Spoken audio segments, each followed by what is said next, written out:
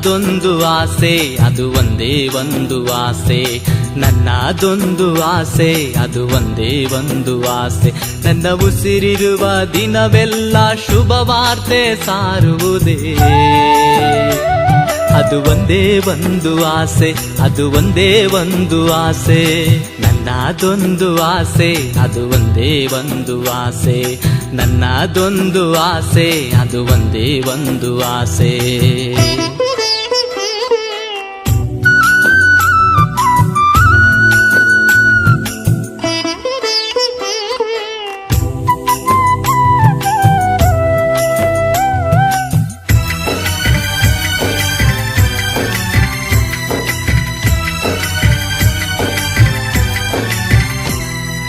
ಅನ್ನವಿಲ್ಲದಿದ್ದರು ವಸ್ತ್ರವಿಲ್ಲದಿದ್ದರು ನಾ ಸಾರುವೆ ಶುಭವಾರ್ತೆಯ, ನಾ ಸಾರುವೆ ಶುಭವಾರ್ತೆಯ. ಯಾರೇ ನನ್ನ ನಿಂದಿಸಲಿ, ಯಾರೇ ಹಾಗೆ ಮಾಡಿದರು ನಾ ಸಾರುವೆ ಶುಭವಾರ್ತೆಯ, ನಾ ಸಾರುವೆ ಶುಭವಾರ್ತೆಯ. ಕಷ್ಟವೋ ಸಂಕಟವೋ, ಕಷ್ಟವೋ ಸಂಕಟವೋ, ನಿನ್ನಲ್ಲಿಯೇ ನನಗೆ ತೃಪ್ತಿ, ನಿನ್ನಲ್ಲಿಯೇ ನನಗೆ ತೃಪ್ತಿ. ನನ್ನದೊಂದು ಆಸೆ ಅದು ಒಂದೇ ಒಂದು ಆಸೆ, ನನ್ನದೊಂದು ಆಸೆ ಅದು ಒಂದೇ ಒಂದು ಆಸೆ.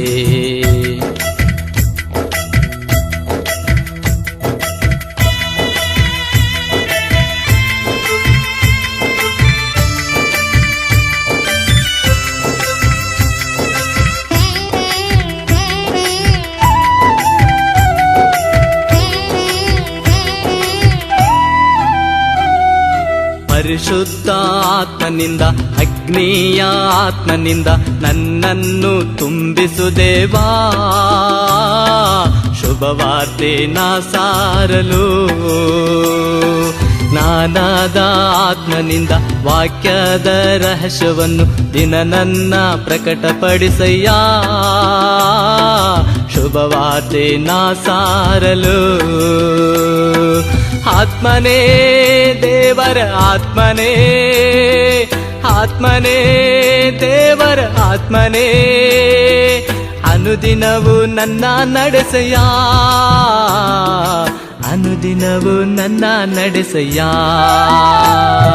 ನನ್ನದೊಂದು ಆಸೆ ಅದು ಒಂದೇ ಒಂದು ಆಸೆ, ನನ್ನದೊಂದು ಆಸೆ ಅದು ಒಂದೇ ಒಂದು ಆಸೆ. ನನ್ನ ಉಸಿರಿರುವ ದಿನವೆಲ್ಲ ಶುಭ ವಾರ್ತೆ ಸಾರುವುದೇ, ಅದು ಒಂದೇ ಒಂದು ಆಸೆ, ಅದು ಒಂದೇ ಒಂದು ಆಸೆ. ನನ್ನದೊಂದು ಆಸೆ ಅದು ಒಂದೇ ಒಂದು ಆಸೆ, ನನ್ನದೊಂದು ಆಸೆ ಅದು ಒಂದೇ ಒಂದು ಆಸೆ.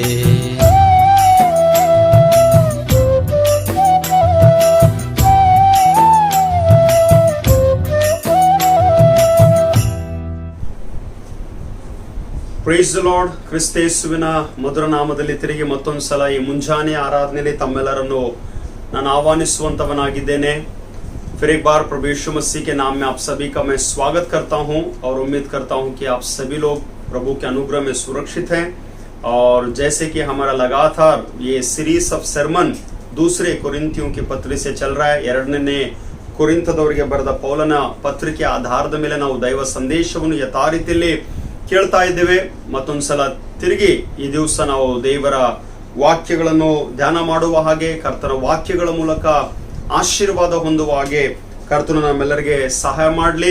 ನಮ್ಮ ಯಥಾ ರೀತಿಯ ಆರಾಧನೆಯು ಭಾನುವಾರ ದಿವಸ ನಾನು ಯೂಟ್ಯೂಬ್ ಮೂಲಕ ಅನುಕೂಲ ಮಾಡಿಕೊಟ್ಟ ಹಾಗೆ 8 ಗಂಟೆಗೆ ವರೆಗೆ ಪ್ರಸಂಗ ಕಳಿಸ್ಲಿಕ್ಕೆ ನಾನು ಪ್ರಯತ್ನ ಮಾಡ್ತೀನಿ. ಆದರೆ ಕೆಲವು ಕಾರಣಗಳಿಂದ, ಟೆಕ್ನಿಕಲ್ ಇಶ್ಯೂಸು ಮತ್ತು ಅಪ್ಲೋಡ್ ಮಾಡುವಾಗ ಅಥವಾ ಎಡಿಟಿಂಗ್ ಮಾಡುವಂತ ಸಮಯದಲ್ಲಿ ಕೆಲವು ಅನಾನುಕೂಲತೆಗಳ ಕಾರಣಗಳಿಂದ ಸ್ವಲ್ಪ ಕಳೆದ ವಾರ ತಡ ಆಯಿತು. ಆದಾಗ್ಯೂ ನನ್ನ ಬಯಕೆ ಆಸೆ ಏನೆಂದ್ರೆ ನೀವೆಲ್ಲರೂ ತಪ್ಪದೆ ನಿಮ್ಗೆ ಹೇಗೆ ಅನುಕೂಲ ಆಗ್ತದೋ ಬೆಳಿಗ್ಗೆ, ಮಧ್ಯಾಹ್ನ, ಸಾಯಂಕಾಲ, ಆದರೆ ಭಾನುವಾರ ದಿವಸ ನೀವು ಕರ್ತನ ಸನ್ನಿಧಿಯಲ್ಲಿ ಸಮಯ ಕಳಿಬೇಕು. ಮತ್ತು ಆದಾಗ್ಯೂ ಕೂಡ ಸಭಿಕರಾದಂತ ನೀವೆಲ್ಲರೂ ನಾವು ಯೂಟ್ಯೂಬ್ ನಲ್ಲಿ ಝೂಮ್ ಮೀಟಿಂಗ್ ನಲ್ಲಿ ಕೂಡ ನಾವು ಸೇರಿ ಬರ್ತಿರ್ತೀವಿ ಭಾನುವಾರ ಮಧ್ಯಾಹ್ನ. ಈ ರೀತಿಯಲ್ಲಿ ನಾವೆಲ್ಲರೂ ಸೇರಿ ಕ್ರಿಸ್ತನ ಅನ್ಯೋನ್ಯತೆಯಲ್ಲಿ ನೆಲೆಗೊಂಡಿರುವಂತೆ ಕರ್ತನು ನಮಗೆ ಸಹಾಯ ಮಾಡಲಿ. ಫಿಸಿಕಲಿ ಶಾರೀರಿಕವಾಗಿ ನಾವೆಲ್ಲರೂ ಒಬ್ರಿಗೊಬ್ರು ಭೇಟಿ ಆಗ್ತಾ ಇಲ್ಲ. हम शारीरिक रूप से शायद चर्च में हम लोग नहीं मिल रहे, but this is also church, this is also ministry, this is also a spiritual gathering. ये आत्मिक सभा होती है, ये चाहे वो ऑनलाइन प्लेटफॉर्म क्यों ना हो, हम सभी लोग प्रभु के उपस्थिति में हम बैठने पाए, प्रार्थना में समय बिताएं, और खास करके जो प्रभु संदेश लाता है उन संदेशों को आप सभी लोग सुनकर ಆಶೀಷಿತ होने पाए. ಮತ್ತೊಂದು ಸಲ ದೇವರು ನಿಮ್ಮೆಲ್ಲರನ್ನ ಆಶೀರ್ವಾದ ಮಾಡಲಿ. ನಿಮ್ಮ ಸಲುವಾಗಿ ಪ್ರಾರ್ಥನೆ ಮಾಡ್ತಾ ಇದ್ದೇನೆ. ನಿಮ್ಮನ್ನು ಪ್ರಾರ್ಥನೆ ನೆನಪು ಮಾಡಿಕೊಂಡು ನಿಮ್ಮ ಅಗತ್ಯಗಳಿಗಾಗಿ, ಕಾಯಿಲೆಯಲ್ಲಿದ್ದವರಿಗಾಗಿ ಪ್ರಾರ್ಥಿಸ್ತಾ ಇದ್ದೇನೆ. ಯಾರಿಗಾದ್ರೂ ಏನಾದ್ರೂ ಪ್ರಾರ್ಥನೆ ರಿಕ್ವೆಸ್ಟ್ ಗಳಿದ್ದಿದೆ ಆದ್ರೆ ಈ ನಾನು ಕೊಟ್ಟಿರುವಂತ ಈ ಮೊಬೈಲ್ ನಂಬರ್ ನ ಮೂಲಕ ನೀವು ವಾಟ್ಸ್ಆಪ್ ಮೆಸೇಜಸ್ ಗಳ ಮೂಲಕ ಕೂಡ ನಿಮ್ಮ ಪ್ರೇಯರ್ ರಿಕ್ವೆಸ್ಟ್ ಗಳನ್ನು ಕಳಿಸ್ಕೊಡ್ಬೇಕೆಂಬುದಾಗಿ ತಮ್ಮಲ್ಲಿ ನಾನು ಕೇಳಿಕೊಳ್ಳುವಂತವನಾಗಿದ್ದೇನೆ. ನಾವೆಲ್ಲರೂ ತಲೆಗಳನ್ನು ಬಾಗಿಸ್ಕೊಳ್ಳೋಣ, ಕರ್ತನ ಸನ್ನಿಧಿಯಲ್ಲಿ ಪ್ರಾರ್ಥನೆ ಮಾಡೋಣ, ನಮ್ಮನ್ನು ನಾವು ಕರ್ತನ ಹಸ್ತಕ್ಕೆ ಒಪ್ಪಿಸ್ಕೊಳ್ಳೋಣ. हम सभी लोग अपने सरों को झुकाएंगे और प्रभु की उपस्थिति में हम सभी लोग आंखों को बंद करते हुए हम प्रार्थना करेंगे.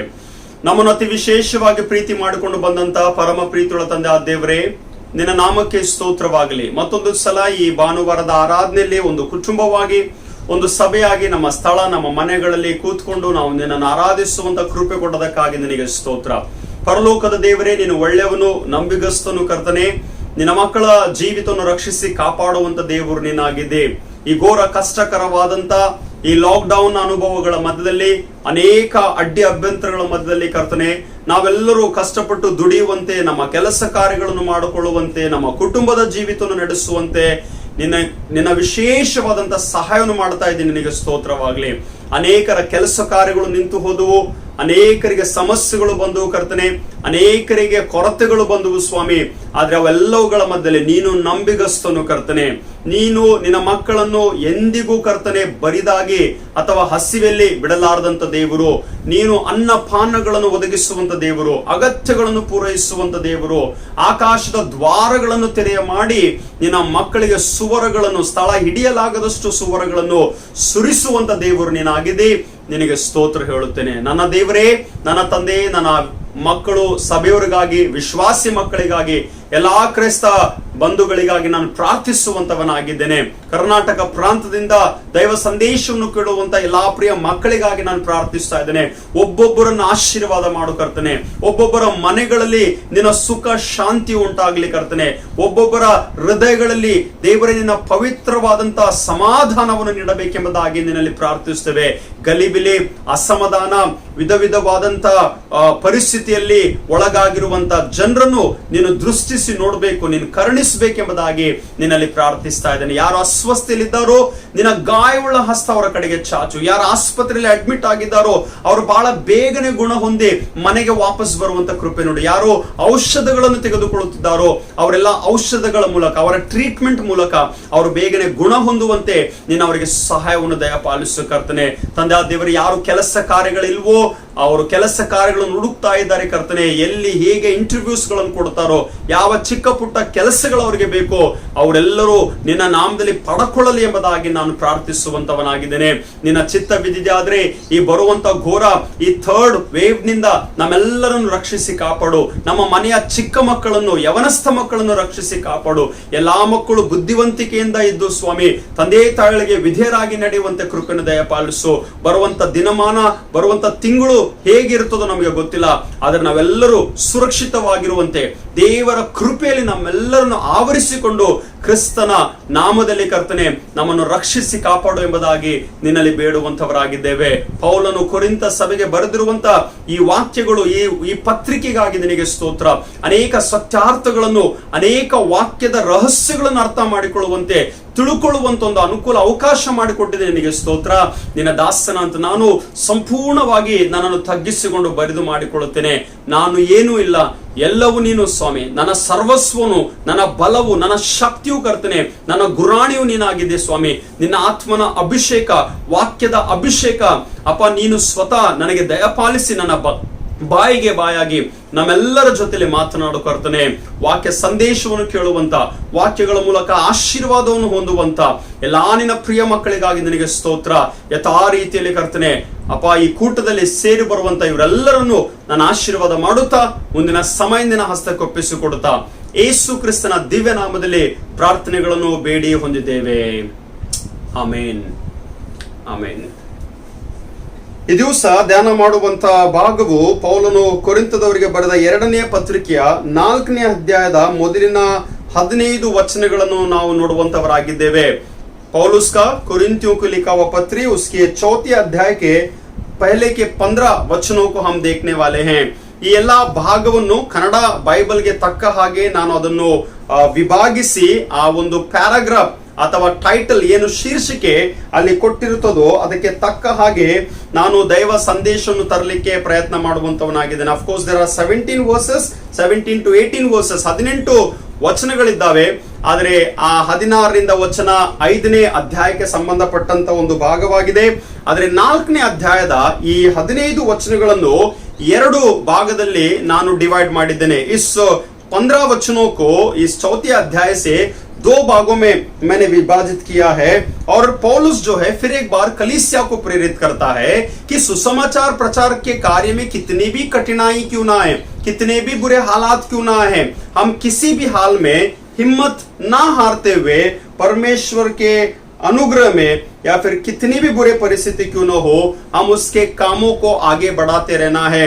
ಸ್ವಾರ್ಥ ಸೇವೆಯಲ್ಲಿ ಎಂತ ಕಷ್ಟಗಳು ಕೂಡ ಬಂದ್ರು ದೇವರ ಸೇವಕರು ನಾವು ಧೈರ್ಯಗೊಡದೆ ಅದನ್ನು ಯಥಾ ರೀತಿಯಲ್ಲಿ ನಡೆಸಿಕೊಂಡು ಹೋಗಬೇಕೆಂಬುದಾಗಿ ಆತನು ಬೋಧಿಸುವಂತವನಾಗಿದ್ದಾನೆ. मैं फिर एक बार आपका ध्यान में बीते हुए 3 अध्यायों में लेके जाना चाहूंगा. 3 ಅಧ್ಯಾಯಗಳನ್ನು ನೆನಪು ಮಾಡಿಕೊಳ್ಳೋಣ. ಮೊದಲನೇ ಅಧ್ಯಾಯದಲ್ಲಿ ಬರುವಾಗ ಆತನು ಸಂತೈಸುವ ದೇವರ ವಿಷಯದಲ್ಲಿ ಆತನು ಮಾತನಾಡ್ತಾ ಇದ್ದಾನೆ.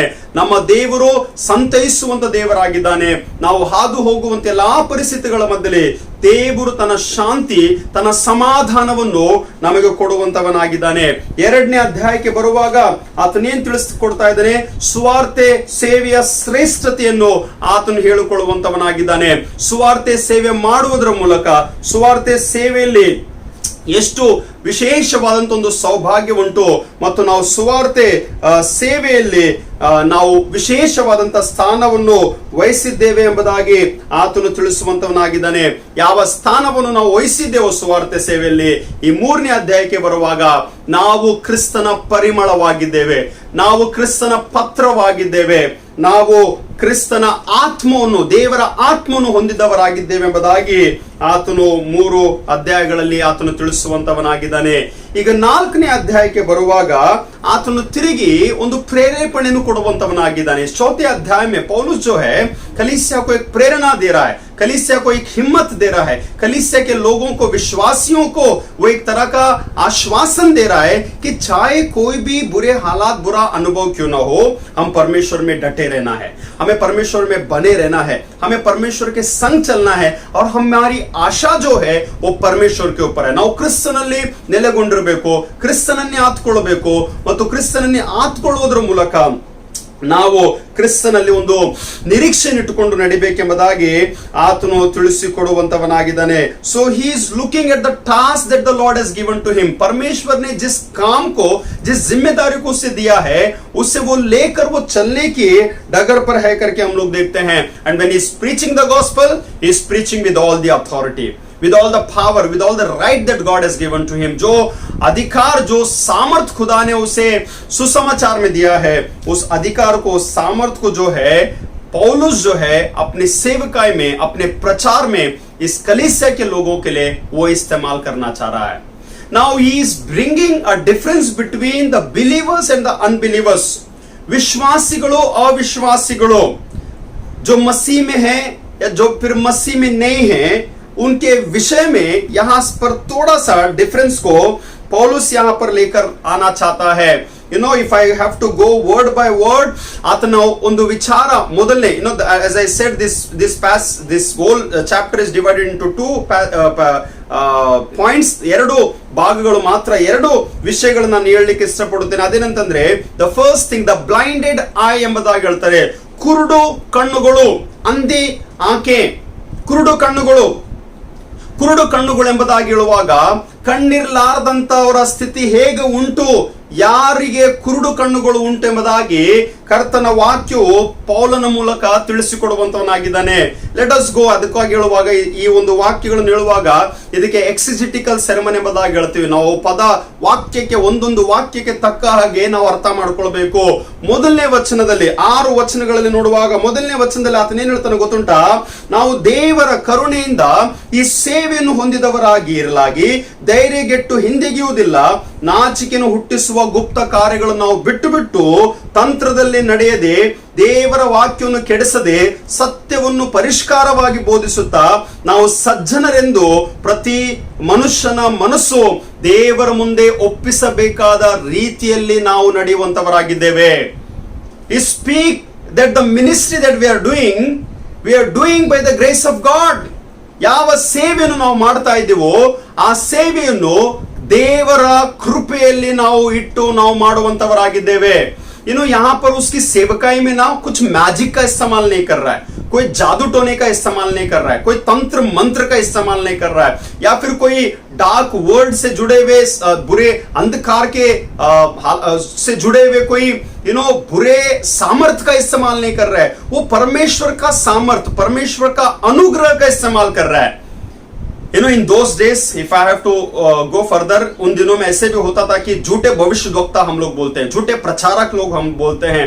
आज भी ऐसे हो रहा है कि लॉकडाउन के बीच में कुछ मैसेजेस आ रहे हैं, कुछ लोगों को आप लोग सुन रहे हैं, कुछ लोग यहाँ वहां फॉरवर्ड कर रहे हैं. I don't want to say or name that who is giving the right preaching or the wrong preaching, who is the right prophet and the wrong prophet, but लोग इस बात में इन चीजों में घुसे पड़े हैं कि कौन कहां पर कैसी शिक्षाओं को, कैसे टीचिंग्स को, कैसे प्रोफेसीज को या फिर कैसे उपदेश को दे रहे हैं.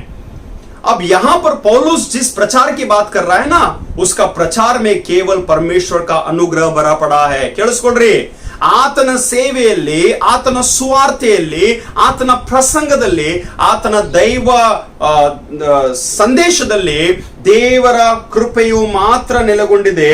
ದೇವರ ಕೃಪೆ ಅಥವಾ ದೇವರ ಕರುಣೆಯಿಂದ ಈ ಸೇವೆಯನ್ನು ಆತನು ಹೊಂದಿಕೊಂಡಿದ್ದಾನೆ ಎಂಬುದಾಗಿ ಆತನು ಹೇಳುವಂತವನಾಗಿದ್ದಾನೆ. He is not eligible, he is not worthy to do, but by the grace and mercy of God he is able to do the work of God.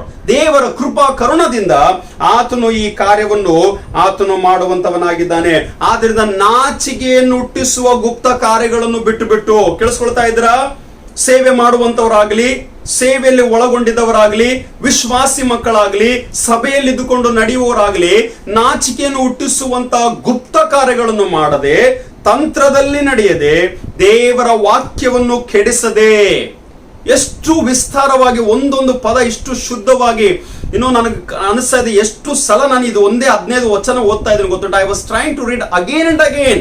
कोई बुराई का, कोई चीजों का इस्तेमाल ना करते हुए, किसी गलत कामों में ना पड़ते हुए, परमेश्वर के वचन को भी ना खराब करते हुए, ದೇವರ ವಾಕ್ಯವನ್ನು ಕೂಡ ಕೆಡಿಸದೆ ಸತ್ಯವನ್ನು ಪರಿಷ್ಕಾರವಾಗಿ ಬೋಧಿಸುವ ನಾವು ಪ್ರತಿ ಮನುಷ್ಯರ ಮನಸ್ಸನ್ನು ದೇವರ ಮುಂದೆ ಒಪ್ಪಿಸಬೇಕಾದ ರೀತಿಯಲ್ಲಿ ನಾವು ನಡೀತಾ ಇದ್ದೇವೆ. ಈ ಸ್ಪೀಕಿಂಗ್ ಅಬೌಟ್ ದ ಮಿನಿಸ್ಟ್ರಿ, ಈ talking about the work that is doing. ಯಾವ ಕೆಲಸ ಆತನು ಮಾಡ್ತಾ ಇದ್ದಾನೆ ಗೊತ್ತುಂಟಾ?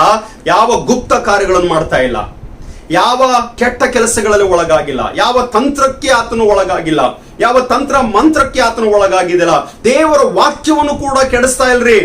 I would say instead of listening to the wrong preachers, मैं आपको बता दूं, ये बुरे, ये झूठे, ये गलत, don't get impressed or don't get attracted with a lot of mixture preachings.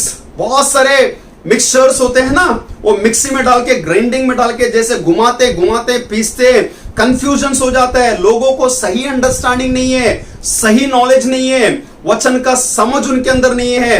लेकिन मैं आपको बताना चाहूंगा, पौलुस ने जिन सिद्धांतों को कलीसिया को सिखाया है, प्रभु यीशु मसीह ने पौलुस को चुना. अगर पौलुस को एक अपोस्तल के समान रखते हुए अगर परमेश्वर के सही संदेश को कलीसिया तक पहुंचाने के लिए उसको रखा है, तो मैं सारे विश्वासियों को एनकरेज करना चाहूंगा, instead of listening to the confusing preaching जो लोगों को कंफ्यूजन कर देता है, उसे सुनने के बजाय परमेश्वर के वचन को पढ़ो, पौलुस को सुनो, इसके सेवकाई को समझो, किस तरह से सेवा कर रहा है, कैसे प्रचार कर रहा है, क्या बता रहा है, कैसे एक्सप्लेन कर रहा है, कैसे उन रहस्यों को बता रहा है। अब पौलुस कहता है कि जो सेवकाई हम कर रहे हैं ना, हम परमेश्वर की करुणा में, परमेश्वर की दया में, परमेश्वर के अनुग्रह में हम कर रहे हैं। कोई बुराई का, तंत्रों का इस्तेमाल नहीं कर रहा है। हम परमेश्वर के वचन को खराब नहीं करते हैं। हम उन सच्चाइयों को लेकर हर एक मनुष्य को, हर एक इंसान को, हर एक व्यक्ति को, उसके हृदय को परमेश्वर के सन्मुख में लाने जैसा हम करते हैं। ಎಷ್ಟು ಒಳ್ಳೆದುಂಟು ಗೊತ್ತುಂಟ್ರಿ? ನಿಜವಾದಂತ ಸೇವಕನು ಯಾರು ಗೊತ್ತುಂಟಾ? ವಿಶ್ವಾಸಿಗಳ ದಾರಿಯನ್ನು ತಪ್ಪಿಸುವಂತವನಲ್ಲ, ವಿಶ್ವಾಸಿಗಳನ್ನು ತಪ್ಪು ಮಾರ್ಗಕ್ಕೆ ಎಳೆಕೊಂಡು ಹೋಗುವಂತವನಲ್ಲ। सही प्रचारक, सही भविष्यद्वक्ता, सही परमेश्वर का दास और सही प्रभु का सेवक और एक पादरी कौन है पता है? वो व्यक्ति जो अच्छे से अच्छे, बुरे से बुरे व्यक्ति को केवल उसके मन को प्रभु की उपस्थिति में लेकर आएगा। ದೇವರ ಸನ್ನಿಧಿಗೆ ತರುವಂತವನು, ದೇವರ ಸನ್ನಿಧಿಯಲ್ಲಿ ಅವರ ಮನಸ್ಸನ್ನು ಒಪ್ಪಿಸುವಂತವನೇ ಒಬ್ಬ ನಿಜವಾದಂತ ಸೇವಕನಾಗಿದ್ದಾನೆ। I am sorry to say, ಬಹಳ ಒಂದು ಸೇವೆಯಲ್ಲಿ ಬಹಳ ಜನ, ಬಹಳ ಸೇವಕರು आत्मीय जीवित के अड्डी के कारणरागिದ್ದಾರೆ। बहुत सारे ऐसे सेवक हैं, बहुत सारे ऐसे सेवकाई हैं जहां पर बहुत सारे मसीह विश्वासियों का मन टूट जाता है, उनका हृदय टूट जाता है, वो कलीसिया से दूर हो जाते हैं, वो पास्टर से दूर हो जाते हैं, वो प्रभु से दूर हो जाते हैं कुछ कारणवश, कलीसिया की वजह से, कलीसिया के कामों की वजह से, यहां तक मैं आप सॉरी टू से इवन सुसमाचार के कार्यों में, आत्मिक संगति से जुड़े हुए बातों से भी वो प्रभु से दूर हो जाते हैं। लेकिन पौलुस कहता है, पता है, हम उनमें से नहीं हैं, हम वो हैं। और इसलिए दूसरे अध्याय में उसने बता दिया कि जो मेरे मन को ठेस पहुंचाया, मेरे सेवकाई में मेरे आने के लिए जो मेरे लिए रुकावट का कारण बना, उसको तुम क्षमा करो। यही उसका बड़ाई है, यही उसका श्रेष्ठता है पौलुस की सेवकाई में, कि वो अपनी सेवकाई को इस तरह से कर रहा है कि उन सभी लोगों को परमेश्वर के सामने लेकर आया। ಅವರೆಲ್ಲರನ್ನು, ನಿನ್ನನ್ನು, ನನ್ನನ್ನು ಕರ್ತನಿಗೆ ಸನ್ನಿಧಿಯಲ್ಲಿ ಒಪ್ಪಿಸಬೇಕಾದ ರೀತಿಯಲ್ಲಿ ಆತನು ನಡೆಯುವಂತವರಾಗಿದ್ದಾರೆ। ಆದರೆ ಕೇಳಿಸ್ಕೊಳ್ರಿ, ಬಟ್ एक और ರೀಸನ್, ಮೂರನೇ ವಚನಕ್ಕೆ ಬರುವಾಗ, ನಾವು ಸಾರುವ ಸುವಾರ್ತೆಯು ಕೆಲವರಿಗೆ ಮರೆಯಾಗಿರುವುದಾದರೆ ನಾಶನ ಮಾರ್ಗದಲ್ಲಿರುವವರಿಗೆ ಮರೆಯಾಗಿರುವುದು। ಕೇಳಿಸ್ಕೊಂಡ್ರಾ? जो वचन हम लोग सुना रहे हैं, जो वचन हम लोग बता रहे हैं, हो सकता है ये वचन कुछ लोग नहीं समझ पा रहे हैं, उन लोगों के लिए जो लोग नाश के मार्ग में हैं, ನಾಶನದ ಮಾರ್ಗದಲ್ಲಿರುವವರಿಗೆ ಸ್ವಾರ್ಥವು ಮರೆಯಾಗಿದೆ। ಇದನ್ನು ಅರ್ಥ ಮಾಡ್ಕೊಳ್ತಾ ಇಲ್ಲ, ಅವರ ಕಣ್ಣು ಮುಂದೆ ಇದು ಮುಚ್ಚಲ್ಪಟ್ಟಿದೆ। ಯಾವ ರೀತಿಯಲ್ಲಿ ಗೊತ್ತುಂಟಾ? ಆತನು ಮುಂದೆ ತಿಳಿಸ್ತಾ ಇದ್ದಾನೆ, ಇವರಲ್ಲಿ ದೇವರ ಪ್ರತಿರೂಪವಾಗಿರುವ ಕ್ರಿಸ್ತನ ಪ್ರಭಾವವನ್ನು ತೋರಿಸುವ ಸ್ವಾರ್ಥಿಯ ಪ್ರಕಾಶವು ಉದಯವಾಗಬಾರದೆಂದು ಈ ಪ್ರಪಂಚದ ದೇವರು ನಂಬಿಕೆಯಿಲ್ಲದವರ ಮನಸ್ಸನ್ನು ಮಂಕು ಮಾಡಿದ್ದಾನೆ। ಮಂಕು ಅರ್ಥ ಆಗ್ತಾ ಇದ್ದಾನ? ಮುಚ್ಚಿಬಿಟ್ಟಿದ್ದಾನೆ। The God of this world has blinded the eyes of the people। ये अविश्वासियों की आंखों को ना शैतान ने उनकी आंखों के ऊपर एक पट्टी डाल दिया है, बंद कर दिया गया है। They are not able to see the grace of God, they are not able to see the glory of God। ದೇವರ ಮಹಿಮೆಯನ್ನು, ದೇವರ ಕೃಪೆಯನ್ನು, ದೇವರ ಪ್ರಭಾವವನ್ನು, ಕ್ರಿಸ್ತನ ಪ್ರತಿರೂಪವು, ದೇವರ ಪ್ರಭಾವವು ಕ್ರಿಸ್ತನಲ್ಲಿ ಕಂಡು ಬರುವಾಗ ಆ ಕ್ರಿಸ್ತನ ಮಹಿಮೆಯನ್ನು ಅನುಭವಿಸಿ ಹೋಗ್ತಿದ್ದಾರೆ। ಈ ಪ್ರಪಂಚದ ದೇವರು, ಈ ಎಲ್ಲಾ ದೇವರನ್ನು ನಂಬಲಾರದಂತವರ ಅಥವಾ ಅವಿಶ್ವಾಸಿಗಳ ಕಣ್ಣುಗಳನ್ನು ಮಂಕು ಮಾಡಿದ್ದಾನೆ। ಹಿಂದಿ बाइबल में बताया जाता है कि ये उन अविश्वासियों के लिए है जिनकी बुद्धि इस संसार के ईश्वर ने अंधी कर दी है, ताकि मसीह जो परमेश्वर का प्रतिरूप है, उसके तेजों में सुसमाचार का प्रकाश जो है उन पर ना चमके। The whole theme or the verse or the focus is in this particular verse।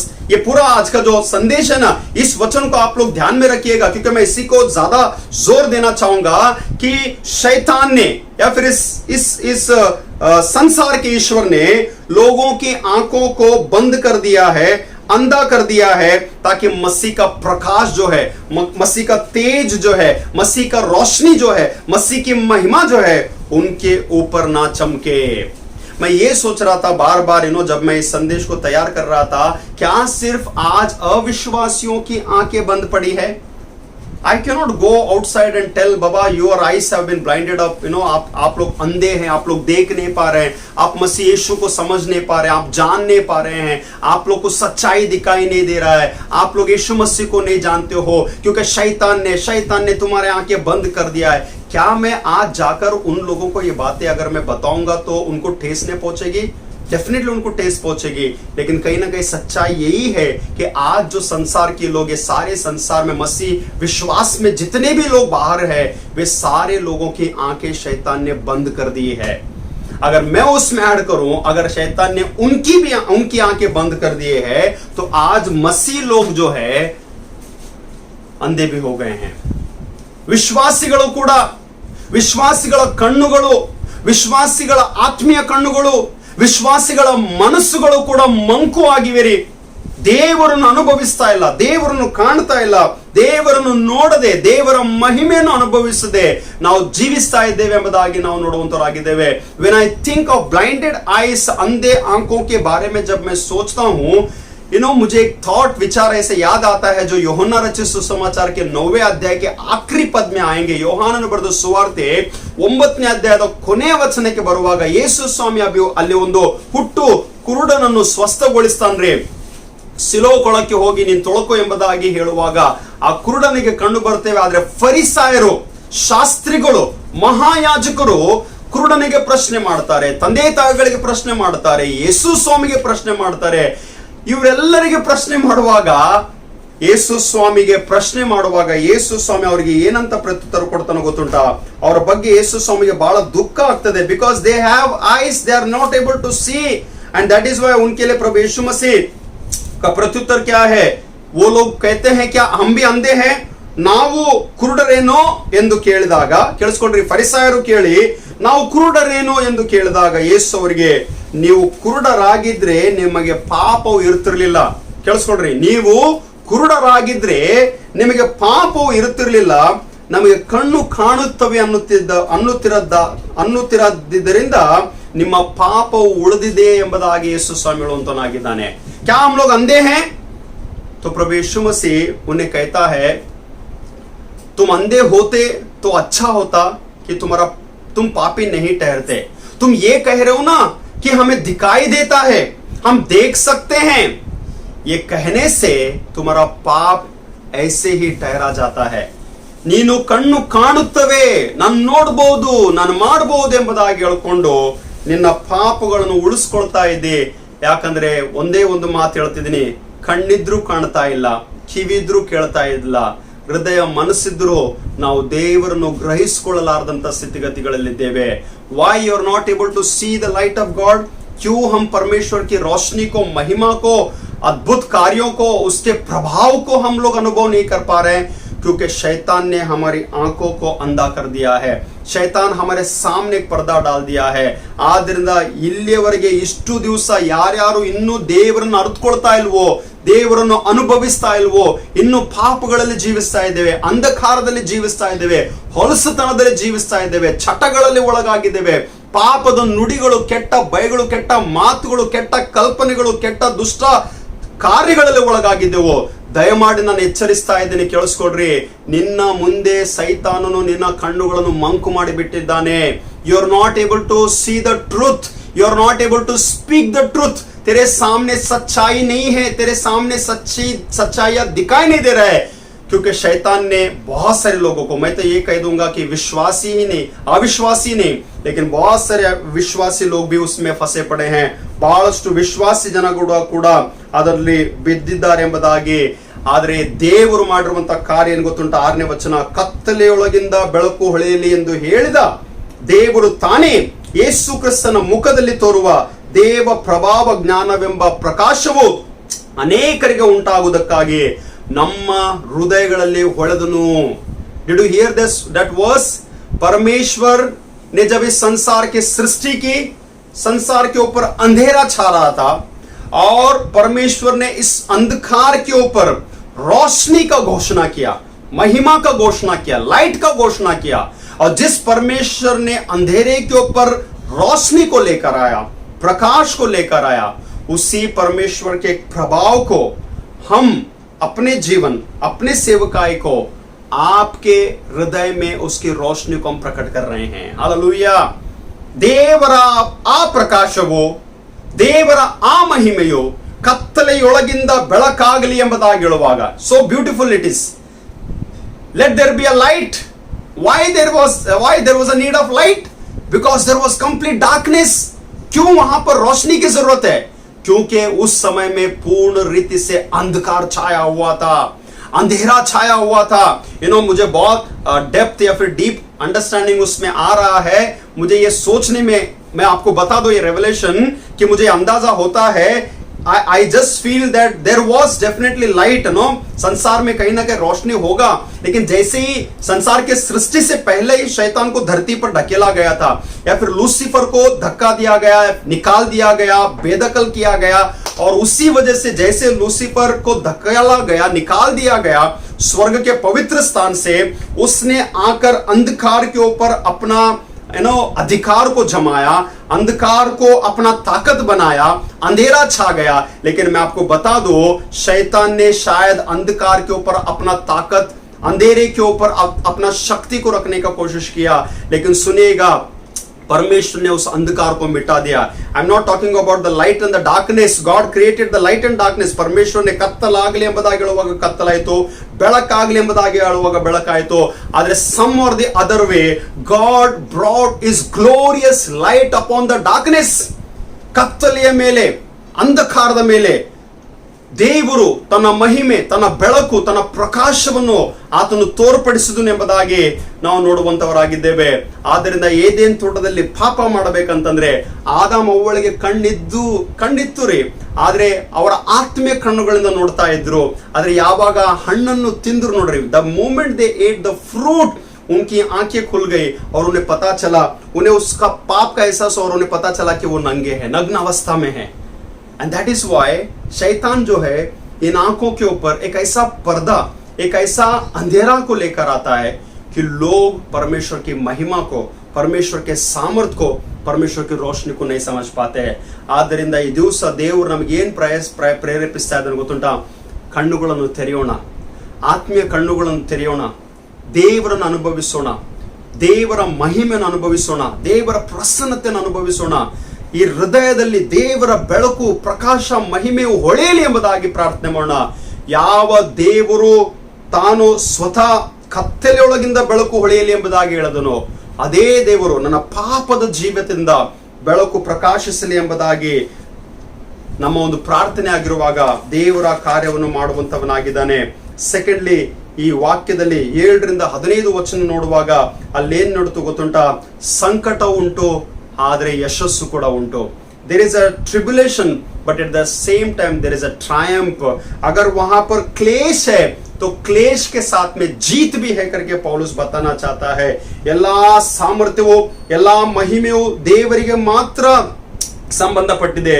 ವಚನ ಕೇಳಿಸ್ಕೊಳ್ರಿ. ಸರ್ವ ವಿಧದಲ್ಲಿಯೂ ನಮಗೆ ಇಕ್ಕಟ್ಟು ಇದ್ರೂ ಅತಿ ಸಂಕಟ ಪಡುವವರಲ್ಲ. ನಾವು ದಿಕ್ಕು ಕಾಣದವರಾಗಿದ್ದಾಗಲೂ ಕೇವಲ ದೆಸೆಗೆಟ್ಟವರಲ್ಲ. ಹಿಂಸೆ ಪಡುವವರಾಗಿದ್ರು ಕೈ ಬಿಡಲ್ಪಟ್ಟವರಲ್ಲ. ಕೆಡವಲ್ಪಟ್ಟವರಾಗಿದ್ರು ಪ್ರಾಣ ನಷ್ಟ ಪಡುವವರಲ್ಲ. ಯೇಸುವಿನ ಜೀವವು ನಮ್ಮ ದೇಹದಲ್ಲೇ ಉಂಟೆಂದು ತೋರಿ ಬರುವುದಕ್ಕಾಗಿ ಯೇಸುವಿನ ಮರಣಾವಸ್ಥೆಯನ್ನು ನಾವು ಯಾವಾಗಲೂ ದೇಹದಲ್ಲಿ ಅನುಭವಿಸುತ್ತಾ ತಿರುಗಾಡುತ್ತೇವೆ. This is a gospel, this is a power, this is a grace, this is a glory of God. ये सुसमाचार है, ये सामर्थ है, ये अभिषेक है, ये महिमा से भरा हुआ रोशनी है. लेकिन इन सब के बीच में सुसमाचार के कार्य में क्लेश है, तकलीफ है, दर्द है, पीड़ा है, समस्या है, रुकावट है, परेशानियां हैं, बीमारियां हैं, चिंताएं हैं, बोझ है, सब कुछ है. लेकिन फिर भी इन सब के बीच में अगर हमें क्लेश है तो संकट नहीं है. अगर हम निरुपाय हैं तो निराश नहीं है. अगर हम सताए जाते हैं हम त्यागे नहीं जाते हैं. अगर हम गिराए भी जाते हैं तो हम नाश नहीं होते हैं. हालेलूया. ಏನ್ ಆದ್ರೂ ಕೂಡ ನಾವು ಎಂದಿಗೂ ಸಂಕಟ ಪಡುವವರಲ್ಲ, ದೆಸೆಗೆಟ್ಟವರಲ್ಲ, ಕೈ ಬಿಡಲ್ಪಟ್ಟವರಲ್ಲ, ಪ್ರಾಣ ನಷ್ಟ ಪಡುವವರಲ್ರಿ. ದೇವರು ನಮ್ಮನ್ನು ರಕ್ಷಿಸುವಾತನು, ದೇವರು ನಮ್ಮನ್ನು ಕಾಪಾಡುವಾತನು. No matter how much trials tribulation, struggle, and painful and difficult experience you go through, you remember that the Lord is taking care of you. ದೇವರು ನಿನ್ನನ್ನು ಕಾಪಾಡ್ತಾ ಇದ್ದಾನ್ರಿ, ದೇವರು ನಿನ್ನನ್ನು ಉಳಿಸ್ತಾ ಇದ್ದಾನ, ದೇವರು ನಿನ್ನನ್ನು ಬಲಪಡಿಸ್ತಾ ಇದ್ದಾನ. ದೇವರು ತನ್ನ ಹಸ್ತದಲ್ಲಿ ನಿಮ್ಮೆಲ್ಲರನ್ನು ಹಿಡ್ಕೊಂಡು ಆತನ ನಡೆಯುವಾತನಾಗಿದ್ದಾನೆ. ಟ್ರಸ್ಟ್ ಇನ್ ಹಿಮ್, उस पर ये भरोसा रखो कि परमेश्वर हर रूप में हर तरीके से आपको और मुझे वो पकड़कर संभाल कर वो चलाने वाला परमेश्वर है. और ये सारा संघर्ष क्यों कर रहे हैं पता है? क्यों हम इन सभी का अनुभव कर रहे हैं? क्योंकि यीशु मसीह को देह में मरना पड़ा, लेकिन मर के वो फिर से जी उठा, और उसकी जी उठने के द्वारा जो सामर्थ मिली है ना, वही सामर्थ अंत में परमेश्वर हमें देना चाहता है. ಯೇಸುವಿನ ಮರಣಾವಸ್ಥೆಯನ್ನು ನಾವು ಯಾವಾಗಲೂ ದೇಹದಲ್ಲಿ ಅನುಭವಿಸುತ್ತಾ ತಿರುಗಾಡ್ತಾ ಇದ್ದೇವೆ. Jesus has experienced the death one time, but the ministers, preachers, believers और ऐसे सुसमाचार प्रचारक जब तक वो जिंदा है, प्रभु यीशु मसीह के मौत को, प्रभु यीशु मसीह के मरण को, प्रभु यीशु मसीह के संघर्ष को मेरे इस देह में अंत तक लेकर चलना बहुत ही जरूरी है.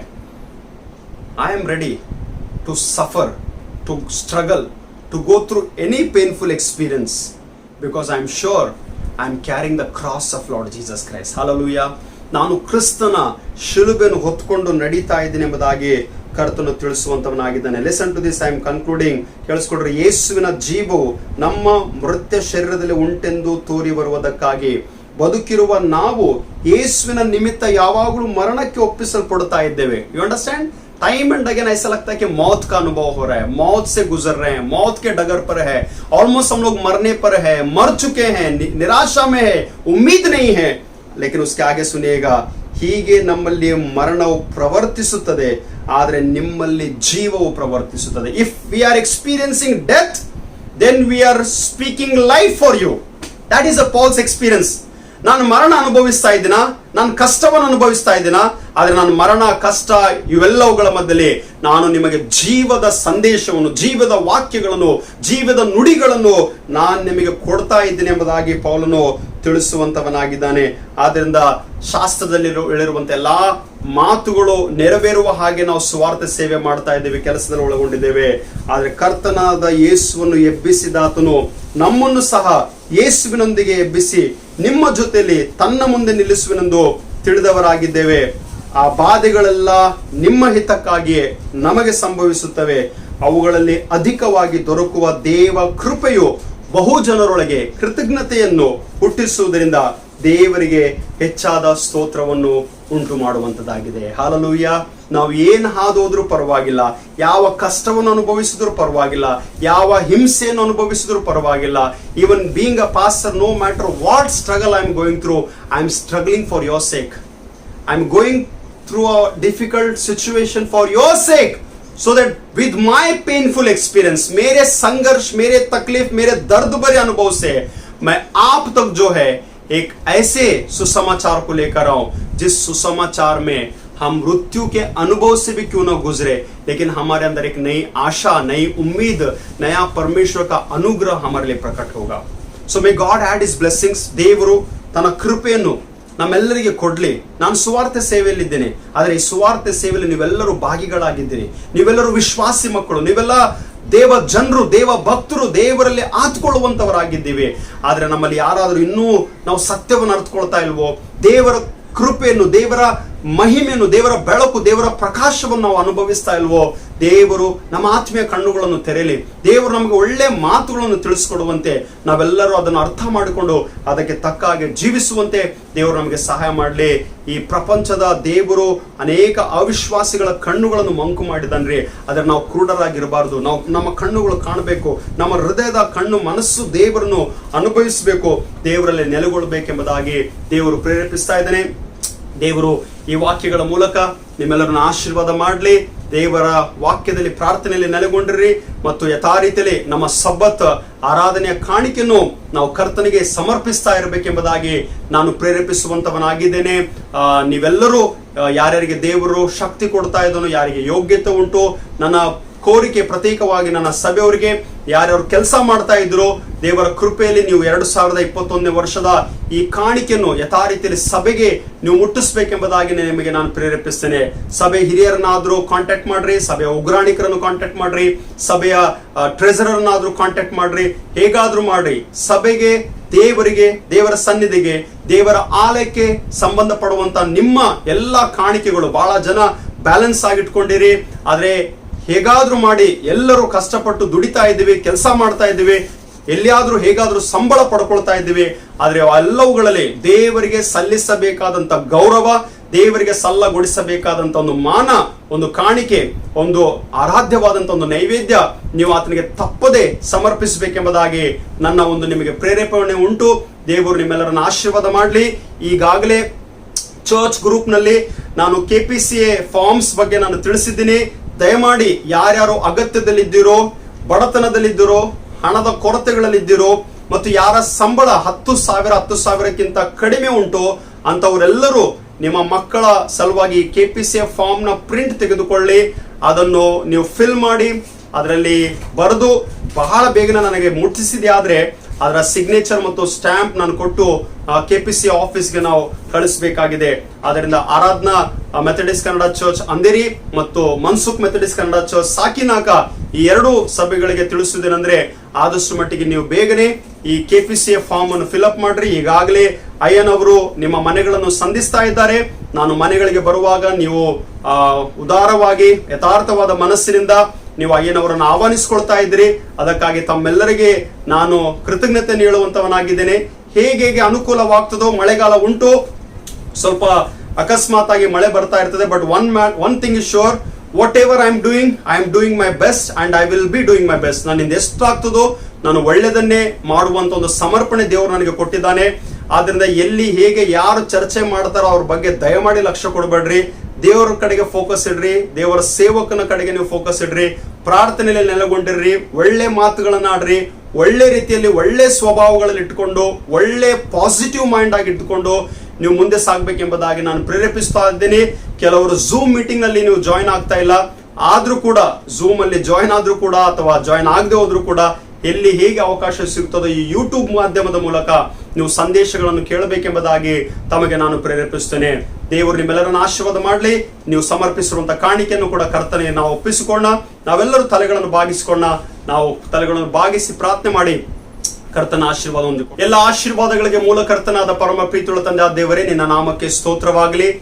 ಈ ಮುಂಜಾನೆ ವೇಳೆಯಲ್ಲಿ ಸ್ವಾಮಿ ನಿನ್ನ ಸಂದೇಶ, ನಿನ್ನ ವಾಕ್ಯಗಳನ್ನು ಪೌಲನು ಸಭೆಗೆ ತಿಳಿಸಿರುವಂತಹ ಸತ್ಯಾರ್ಥಗಳನ್ನು ಕರ್ತನೆ ಕೇಳುವಂತ ಕೃಪೆ ಕೊಡೋದಕ್ಕಾಗಿ ನಿನಗೆ ಸ್ತೋತ್ರ ಸ್ವಾಮಿ. ನಾವು ಹಿಂಜರಿಯುವವರಲ್ಲ ಸ್ವಾಮಿ, ನಾವು ದೆಸೆಗೆಟ್ಟವರಲ್ಲ ಕರ್ತನೆ, ನಾವು ಸೋತು ಹೋಗುವಂತವರಲ್ಲ ಕರ್ತನೆ.